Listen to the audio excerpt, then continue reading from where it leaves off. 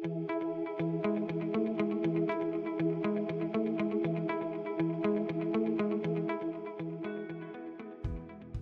this is a piece that I have spent the last 3 years advocating at a provincial level for, and I'm pleased to say we were really successful in the Hamilton area because. So first of all, just the first part of your question is who is eligible.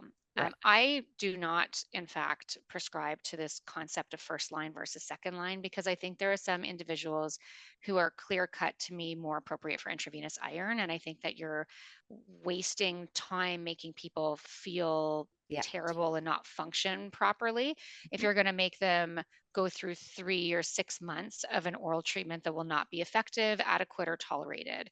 Yeah. But if you look at Health Canada indications and approvals for many of these products, it would be someone who has failed oral iron, either because they cannot tolerate it or because it did not work. Mhm. And so the definitions of these can be more nuanced. From my perspective, if you tried something and it made you horribly sick for 1 week, I'm not going to make you stay on it for 3 months. That Mhm. would seem to me be unethical. Yeah. um, Mhm. but that's sort of how we consider it. Mhm. For me, individuals who have either failed, not tolerated, or urgently need their iron to be repleted and their hemoglobin to come up, for Mhm. example, because you're delivering a baby in 2 months and we can't really push that time frame back, you need Mhm. blood to go through that delivery. Exactly. Those are individuals in whom I'm often thinking to myself, well, intravenous iron would be really appropriate. There's lots of studies that have shown that intravenous iron is safe. It reduces the amount of red blood cells that might need to be transfused in lots of patient populations. It's safe and effective. And in Canada, we have three that are in use right now. So the first three on the list, and then ferric carboxymaltose is just going through its CADTH review, which is how you sort of get into mainstream use. Right. But it has been Health Canada approved like quite recently, like in the last 3 months. But I'm still waiting to hear about the nuances of what that will look like and in terms of the availability and funding.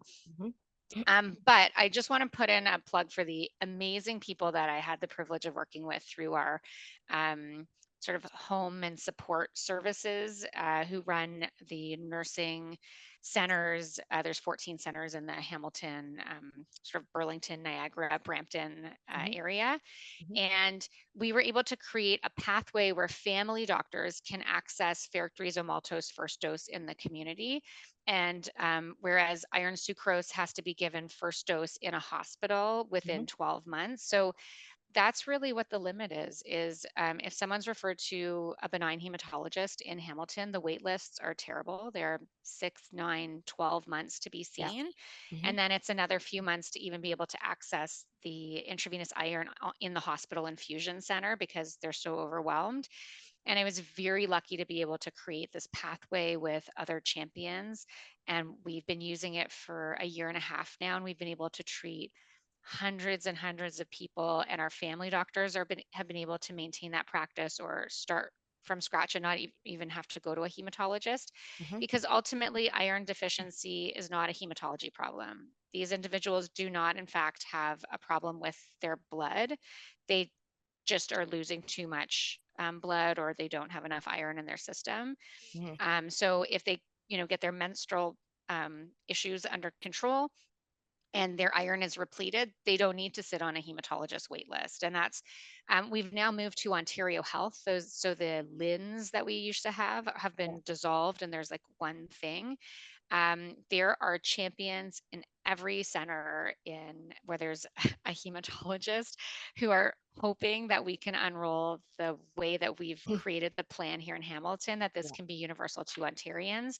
And I understand there's people from other provinces, so I'm pretty sure that Quebec can access intravenous iron outside of hospital and it's funded for people, not just through your insurance, but people don't have to pay out of pocket for it.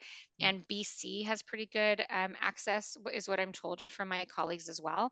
And I hope that the other provinces will follow suit too, and that individuals who live in other jurisdictions, there's different rules around it. But from my experience, I've been able to help a lot of individuals, a lot of women who have been long suffering Yeah. with iron deficiency by recommending ways to make the menstrual cycles less heavy Yeah. in conjunction with repleting the iron. And there's Yeah. some people who just, need an iron infusion every 6 months or every two Yeah. years to get that boost.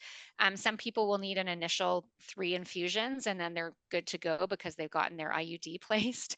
Yeah. So, that's why, treating the cause and repleting the iron are kind of Yeah. separate, but they can be done in parallel. So I really can't say enough for people having the awareness of this information and being able to advocate for yourself, and ask, ask, how do I access this?